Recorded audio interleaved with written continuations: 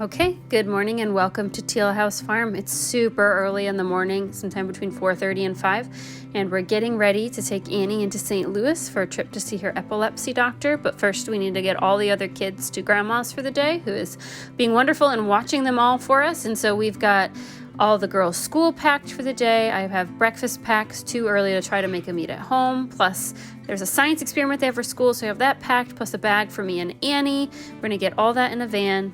We're gonna get our farm tours done real quick. So we gotta feed our dog. We gotta get outside here and see what's happening in the great outdoors. It's still super dark, so it's hard to vlog out here, but we're gonna get our morning chores done.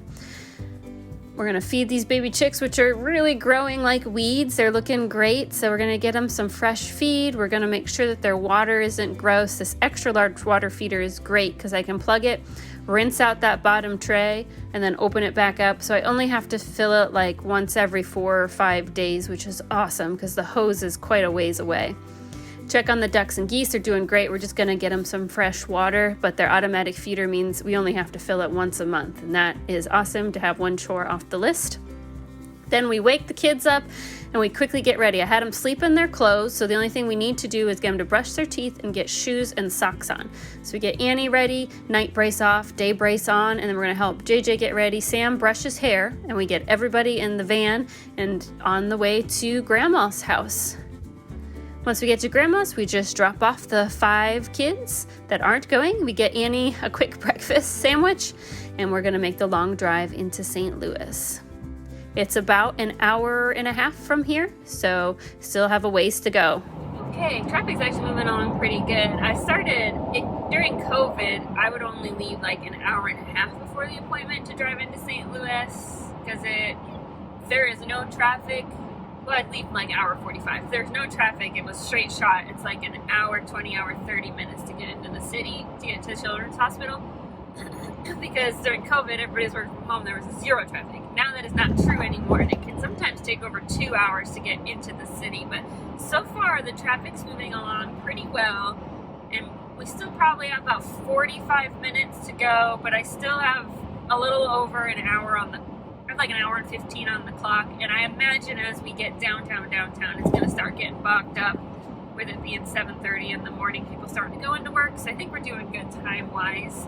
And if we do get there way too early, that's okay. Children's Hospital actually has several really neat things to look at and, kind of waste a little bit of time, so, because it's a children's hospital. They have little people in mind, so we'll be fine. I do have several questions for the doctor today, and one thing I really appreciate about the epilepsy neurologist appointments is that I don't know if it's the hospital who decides this or the insurance company who decides that, but these are the longest appointments she gets. She has a whole bunch of different specialists, and for a lot of the specialists, we get 10 minutes to actually see the doctor. I mean, you get a little time with the nurse who asks you a bunch of questions, you fill out a bunch of paperwork, but for actually seeing the doctor, a lot of those appointments, you get 10 minutes. And if you don't come out like sharpshooting with your questions right at the beginning, you're not going to have time to ask them, because the doctor needs that time to, assess your child and to make recommendations. 10 minutes is not enough time at all. But for some reason, with the neurologist, when it comes to epilepsy, she gets a minimum of 30 minutes.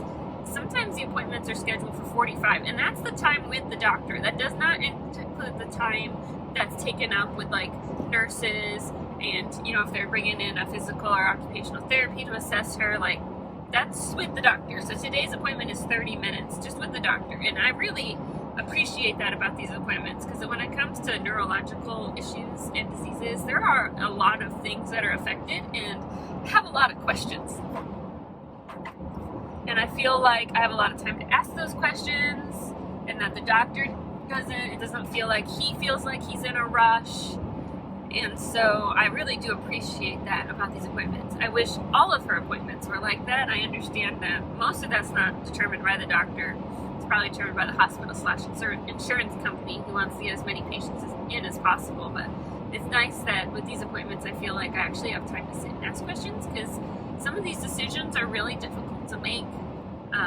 The medicines available, I'm thankful that she was born in the 2000s, because in the last 20 years there has been a lot of new medicines brought on the market, where in the past the best thing they had for a long time was something called, I think it's called phenobarbital, which basically makes you a walking zombie. Yeah, you don't have seizures, but you sleep 16 hours a day and you have no quality of life because you're so tired and like your brain is so like depressed, not like sad depressed, but like everything is just moving so slow that you really can't function. And today there are a lot of options, which I'm very thankful for.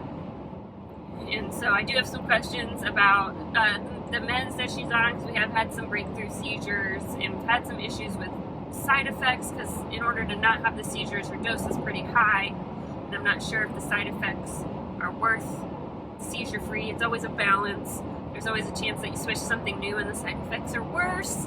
And so I've already talked, our doctor is amazing. I've already communicated a little bit through My Chart, which is like an online portal for her. So I kind of have an idea of what the options are.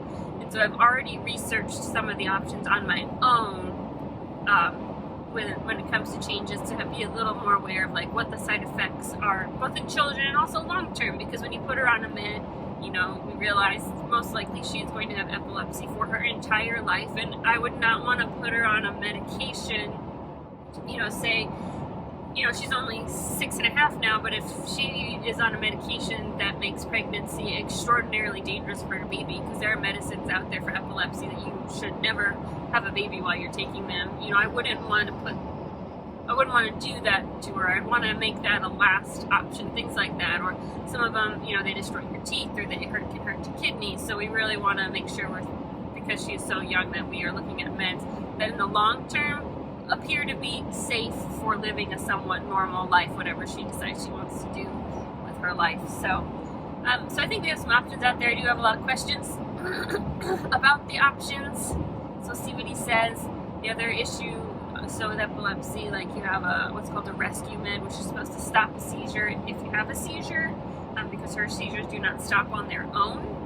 Some people have a seizure that lasts 30 seconds or a minute, it stops on its own, and you feel absolutely terrible after, because your brain has basically been electrocuted. But hers don't work that way. They do not stop on their own. She always needs medication to stop them, and recently the medication that we have at home isn't working. We've had to go into the hospital every time and have more medication to stop them, and so there are other options out there. We're going to I want to ask about that, you know, make sure that he understands that the home medications, you know, aren't working, and we would really hopefully like to find something that could work so we don't have to go into the hospital every time. Nanny Banana, you ready? I think that they may not require masks anymore. Isn't that pretty cool? We'll bring one just in case, but I think we don't have to wear them now. You have to ask them. Yeah, we'll find out when we go check in. You ready to go in? No. We'll go use the bathroom and then we'll see the doctor. Did you ask her, or did you just take the necklace? I don't know. You know? I just take it. Because she was not wearing it, so I took it. So you took it? Well, okay. Actually down. Yep. That's how you come. Yeah, push down. Okay, we get there, figure out where we're going. This hospital's a bit of a maze, but been here enough times, we know how to get where we need to be. And then we do a little bit of waiting, but not too bad. This office is actually really good about appointment times. We made it. We made it. Now we just wait to see the doctor. We got your blood pressure and your temperature. You're healthy as a horse. We'll just see what the doctor says, okay? We also got sent up for an EKG, actually, because I have a history of heart problems that have needed fixed. They wanted to check her heart before they made any medication changes.